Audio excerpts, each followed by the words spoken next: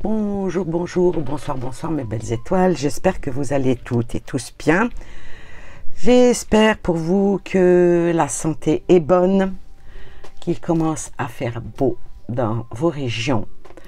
Et moi, bien sûr, je vous souhaite une très belle journée. Pour commencer, un grand merci puisque vous êtes là, que vous me regardez. Merci, merci beaucoup à vous.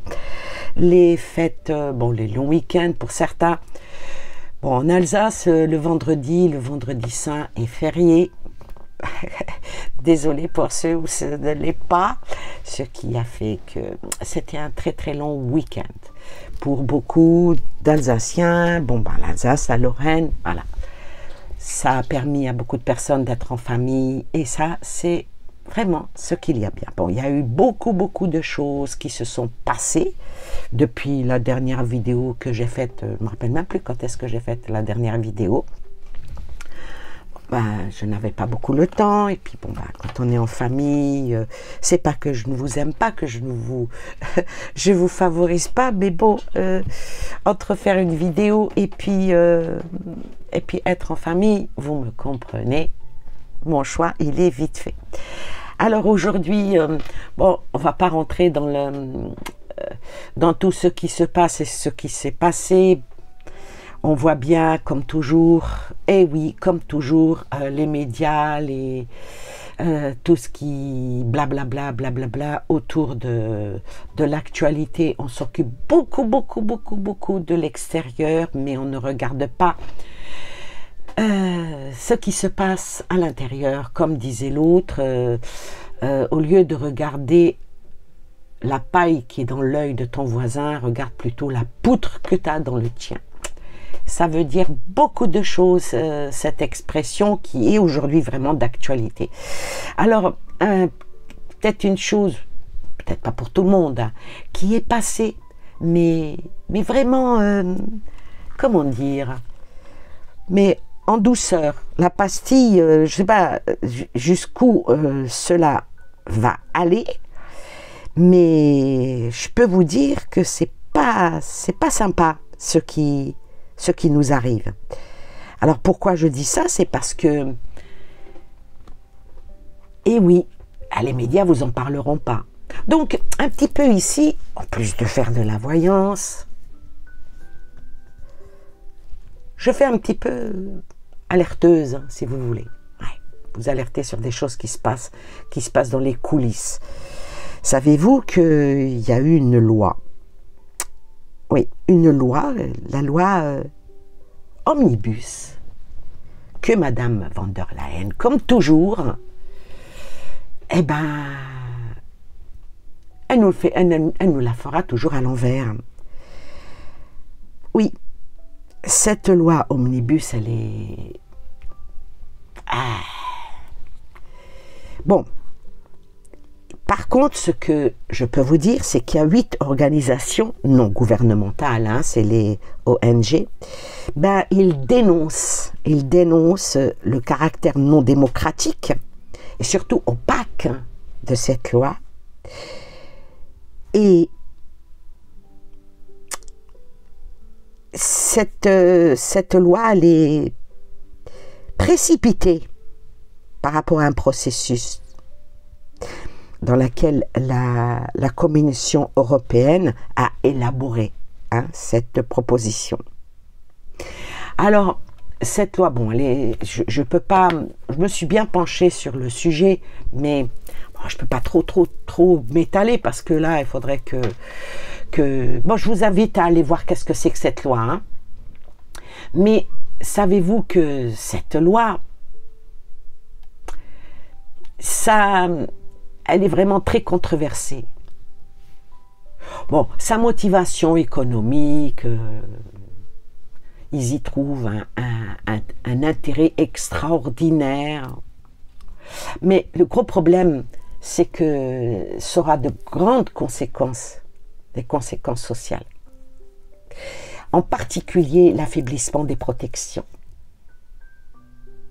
Pourquoi? Parce que cette directive Omnibus, elle pourrait réduire les exigences de reporting sur les pratiques sociales des entreprises. ce qui emmènerait à être limitante sur toutes les capacités des travailleurs. Eh oui. Et surtout, les conditions de travail.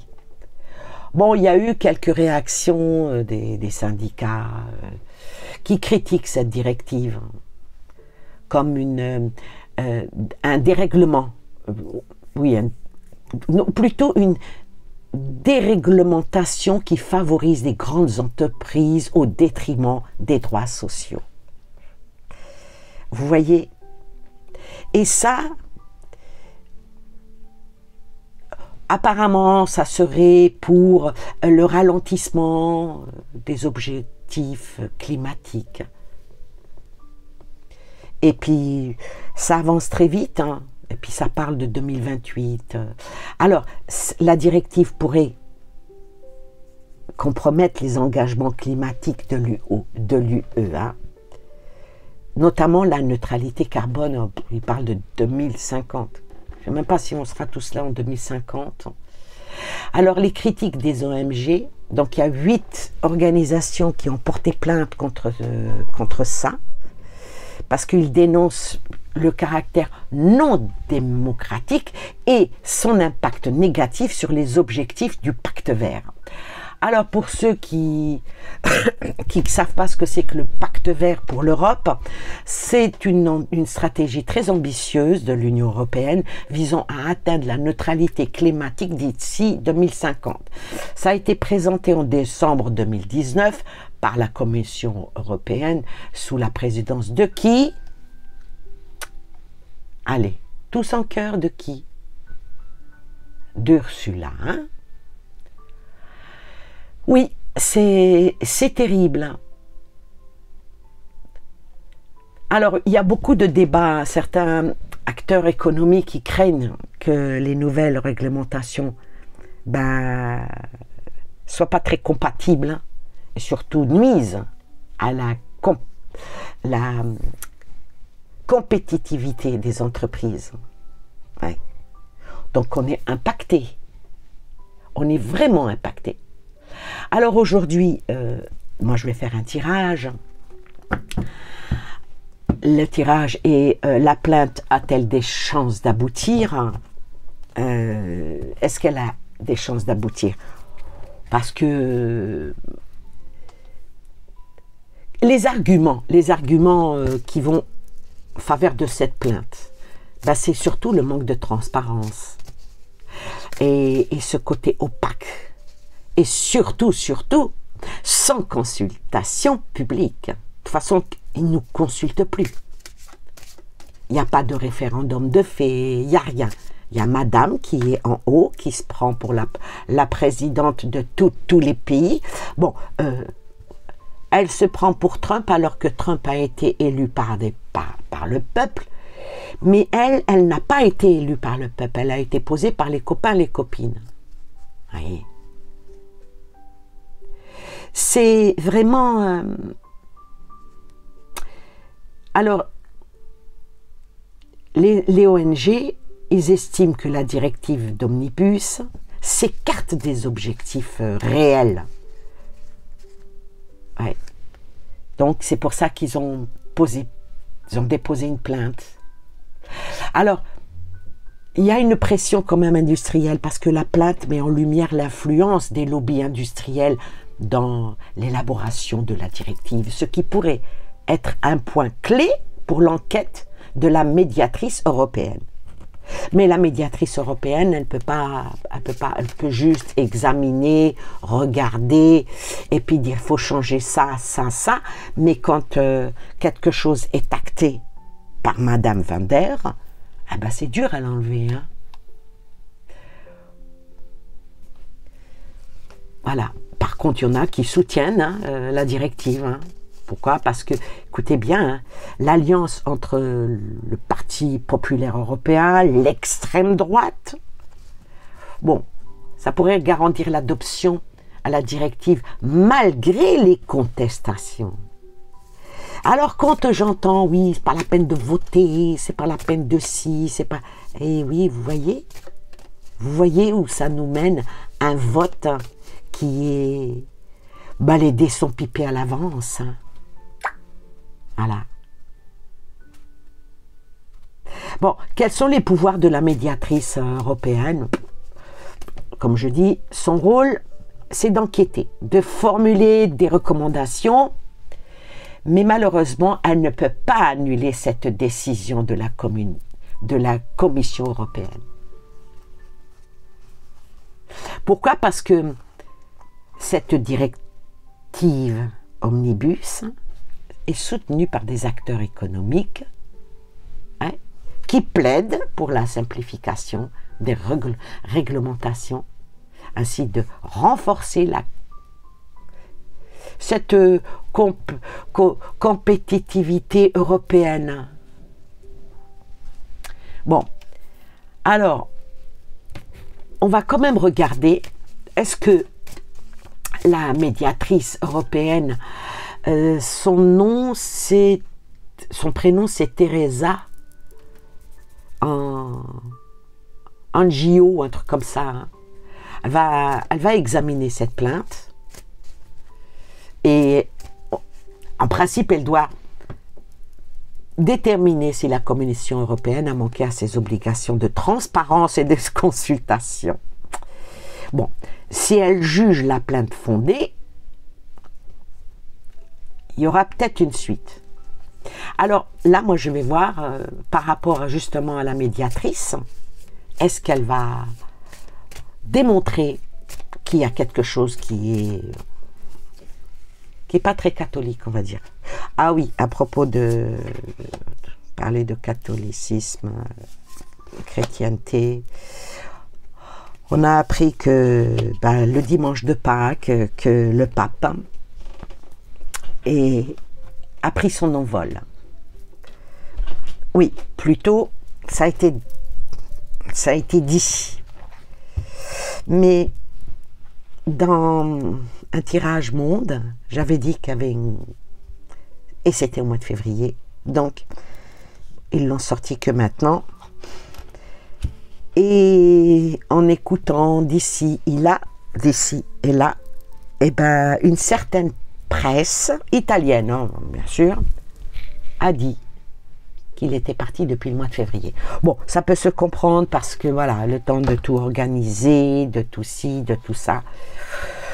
En tout cas, paix à lui, paix à lui. Alors nous maintenant, on va regarder si Madame Teresa va pouvoir faire quelque chose. Mais voilà.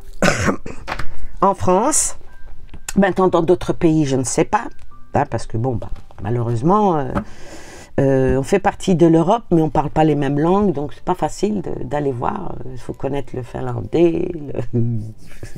Bon, du côté de l'Allemagne, on comprend un petit peu. Pour les Anglais, ils ne font pas partie de nous, donc voilà.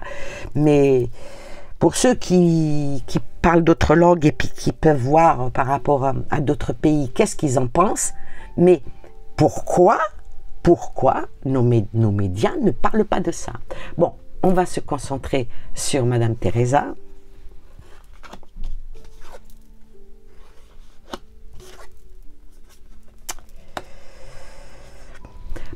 Donc là, avec ces trois cartes-là,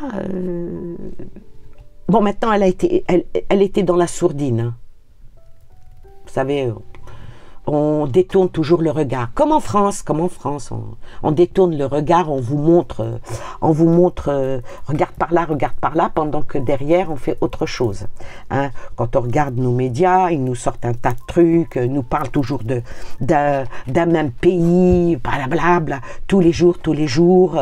Ils en arrivent même à accepter certaines manifestations qui, par exemple, quand nous, les Gilets jaunes, ils faisaient des manifestations, c'était interdit et tout. Ah, mais certaines manifestations des pays étrangers qui manifestent, plutôt des représentants, si on peut appeler ça des représentants, qui manifestent dans notre pays, ça passe.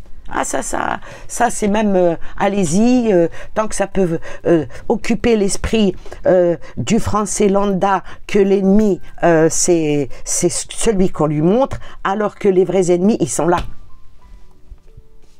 Voilà, Ça, c'est mon petit côté coup de gueule. Et puis, en même temps, je vous alerte où se trouve la vérité. Alors, ici, la vérité, c'est que Madame, son prénom Teresa, j'ai du mal avec son nom, vous savez, derrière le rideau. Elle était derrière le rideau. Elle est au courant, elle était au courant, mais elle est derrière le rideau, mais il n'y a pas d'objection. Hein, ce que dit Madame Ursula, on se plie. Hein, c'est la déesse de l'Europe. Hein. Bon, maintenant qu'il y a une plainte qui a été déposée, aïe, mince, le choc. Ouais. Et puis, c'est une erreur, hein. Oui, c'est vraiment une erreur. Hein. Ce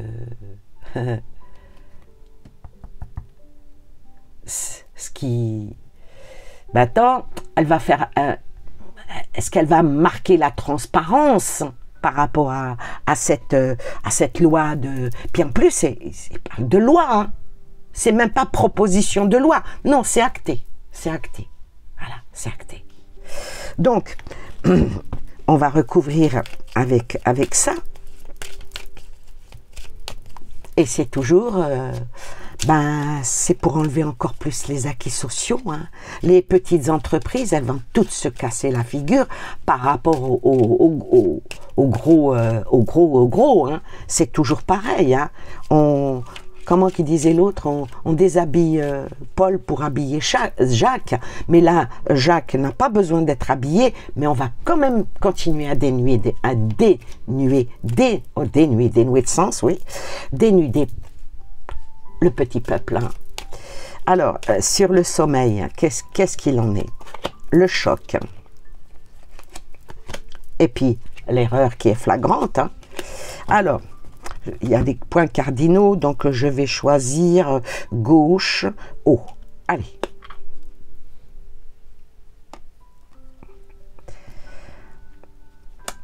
Alors ici, avec cette carte, cette petite madame, elle était bel et bien au courant. De toute façon, ils s'entendent très bien. Hein? Tous ceux qui sont en haut, dans la haute sphère européenne, comme vous le voyez ici, ça boit, ça mange, ça fricote.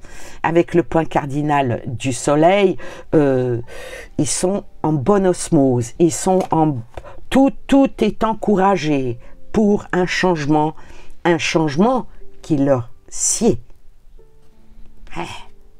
Voilà, ami, hein. Pas de problème. Le choc, je vais prendre ce côté-là. Le choc, c'est que, mince, ils ont découvert, mais on va tout faire pour qu'ils aient confiance en nous. Donc, cette petite dame-là, la Teresa, elle va mettre peut-être, vous savez, amadouer. Ça va amadouer toutes les personnes qui ont porté plainte, quoi. Mais non, vous inquiétez pas, vous vous trompez, il n'y a pas de...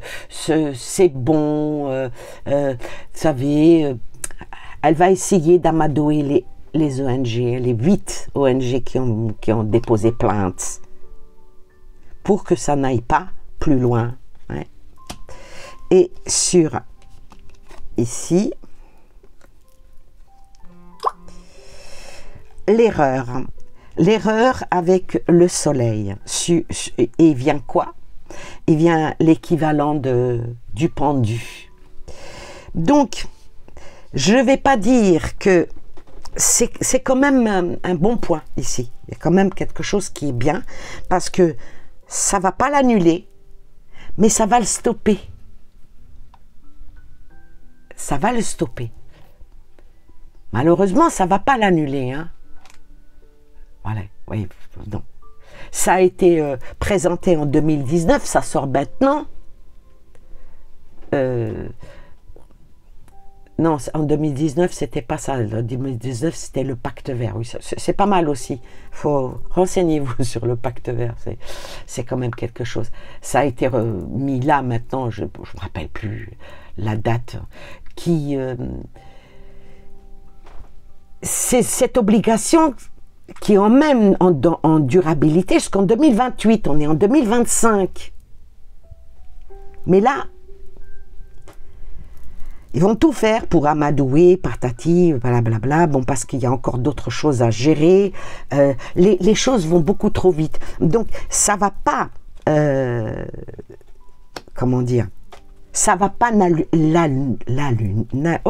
sais plus parler, l'annuler, mais ça va le freiner. Le freiner.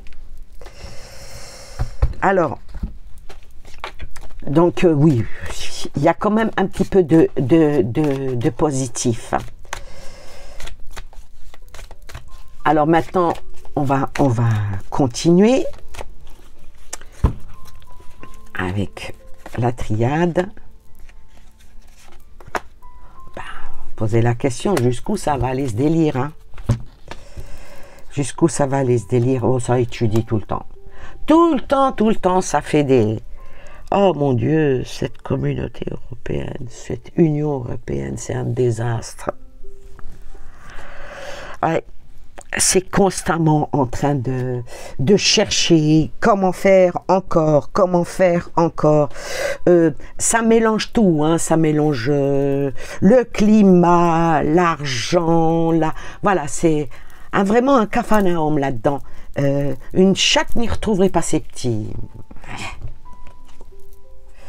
Voilà, toujours la tentation. La tentation. Ils savent très bien, hein, que tout ce qu'ils font n'est pas bon. Mais quand même, ils continuent à imposer. Ils continuent à imposer.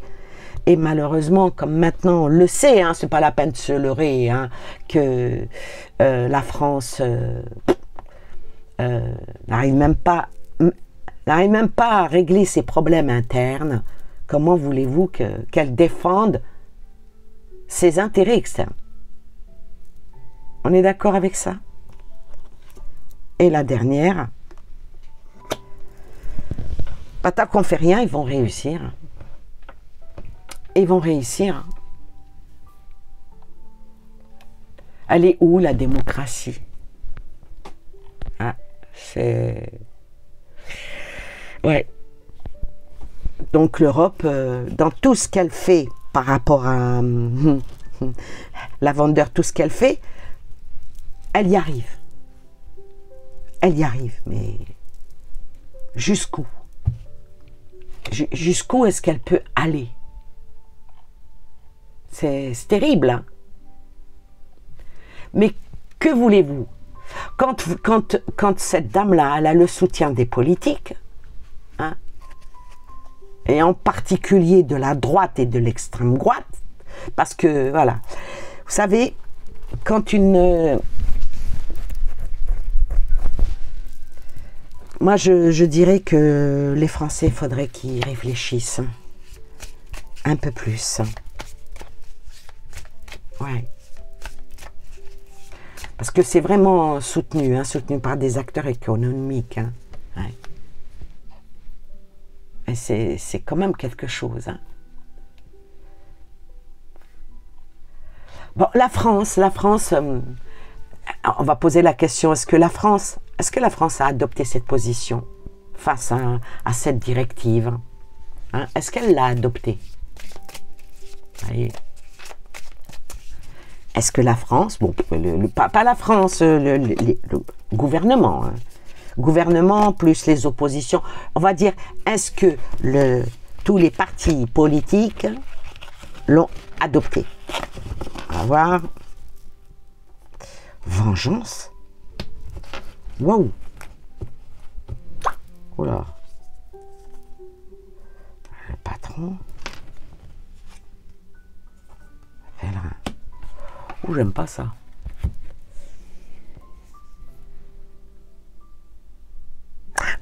Alors là, vous prenez ça comme vous voulez. Il n'y a plus aucune opposition en France. Tous, ils sont sur la même longueur d'onde. Ils parlent presque de la même voix, avec quelques nuances près. Vous savez, comme dans une chorale, c'est la même chanson, mais il y a les variances dans la voix, ceux qui ont la voix grave, ceux qui ont la voix aiguë, ceux qui ont la voix, vous savez, le soprano, voilà, c'est une... plusieurs voix s'élèvent en nous faisant croire que on est contre le gouvernement actuel, on est contre... Mais en fin de compte, tout ça, c'est pas vrai. Tout ça, c'est pas vrai. Ils sont tous ici de la même famille, sans aucune divergence, sans aucune opposition. Ils parlent tous de la même voix et toujours tous sur le même sujet. Et le pire, c'est qu'ils arrivent à faire entendre ça aux Français et que beaucoup, surtout les non-éveillés, acceptent et croient tout ce qu'on leur dit. Moi, je vais vous dire une chose maintenant, il ne faut plus. Il ne faut plus. Il y a un grand monsieur a dit « Je préfère qu'on me critique. Je préfère qu'on me critique et que moi, je suis bien chez moi, qu'on me couvre d'éloges et que chez moi, tout va mal et que je vais droit dans le mur. » Il faut bien méditer sur les paroles des philosophes. Ouais. Par contre, il y a d'autres pays qui, eux, s'élèvent pour critiquer tous les impacts sociaux et, de cette directive. Alors, il y en a qui, des membres du gouvernement dont un qui est vice-président, je ne veux pas le nommer, hein. Lui, il a exprimé son appui à cette directive. Il a mis en avant les avantages par rapport aux entreprises françaises. Ça dépend lesquelles, hein. Alors, ça parle aussi, le mot vengeance, qu'est-ce que cette idée de réduire des charges bureautiques perçue comme une opportunité pour dynamiser l'économie française? Non. Avec vengeance, patron, là, c'est vraiment un choix. C'est vraiment des affronts que l'on fait aux Français. Là, le patronat sort, hein. Il n'y a aucune tentation sur le patronat. Comment on dit? Le mentorat financier est là. Et puis, bien sûr, pour accroître tout ce qui est, pas la croissance du peuple, mais plutôt des opportunités. On allume encore un peu le feu, comme on dit. Je vais recouvrir et on va en rester là. Ouais, il faudrait qu'à un moment donné,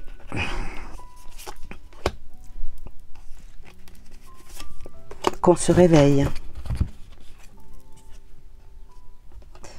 Ouais, voilà, partenariat, signature, prendre les commandes même de nos vies.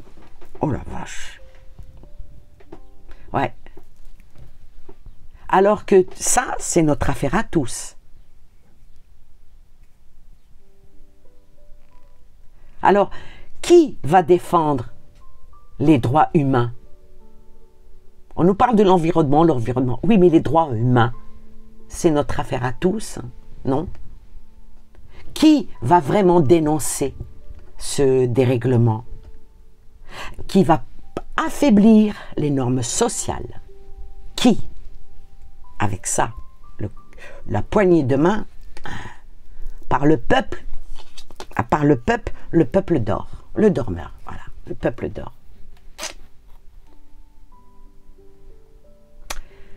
Ouais.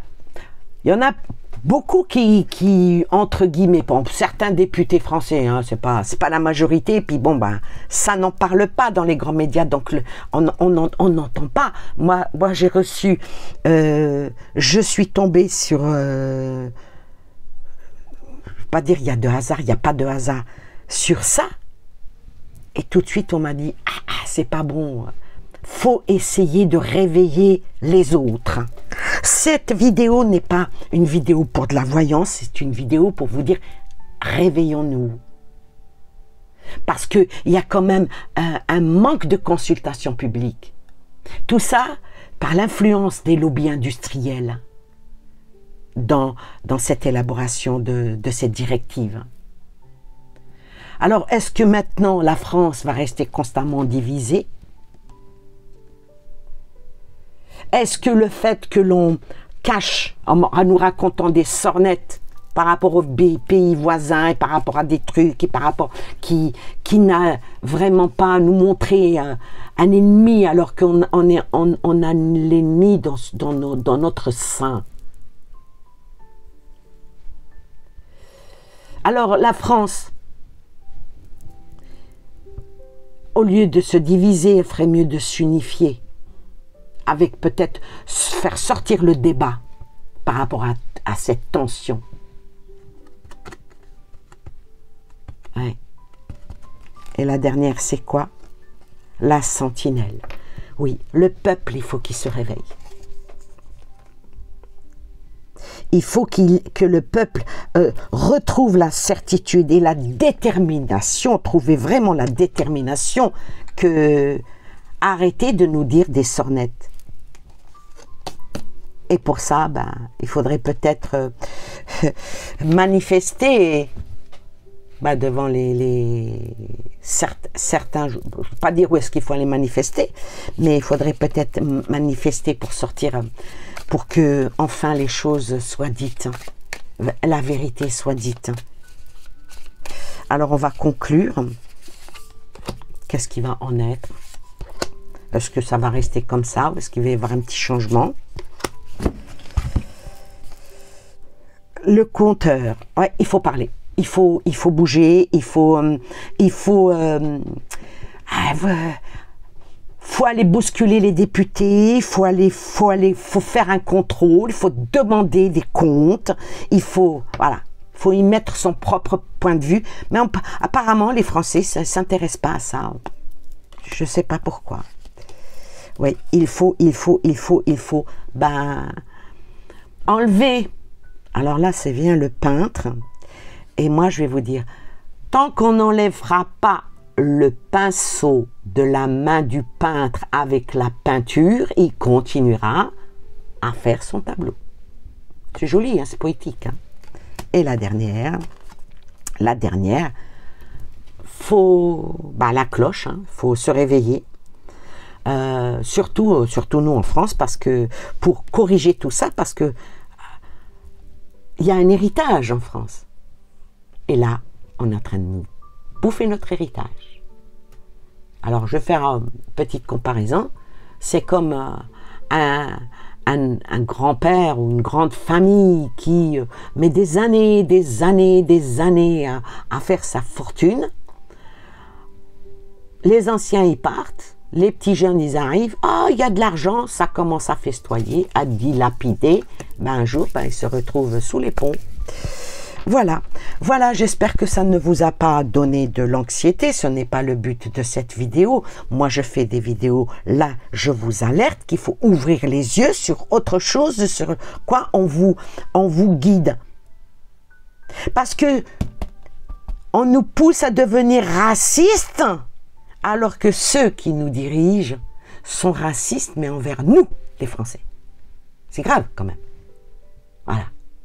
Alors, le Français doit reprendre, le cheval est au galop, il doit reprendre les rênes et tirer sur leur morse et donner un coup avec les cuisses, comme on dit. Je ne sais pas si vous avez fait de l'équitation, j'en ai fait quand j'étais jeune, pour tenir le cheval, parce que le cheval s'en va en ruade. Sur ce, je vous souhaite plein de belles choses à vous et aux vôtres, et n'hésitez pas à me donner des sujets sur lesquels,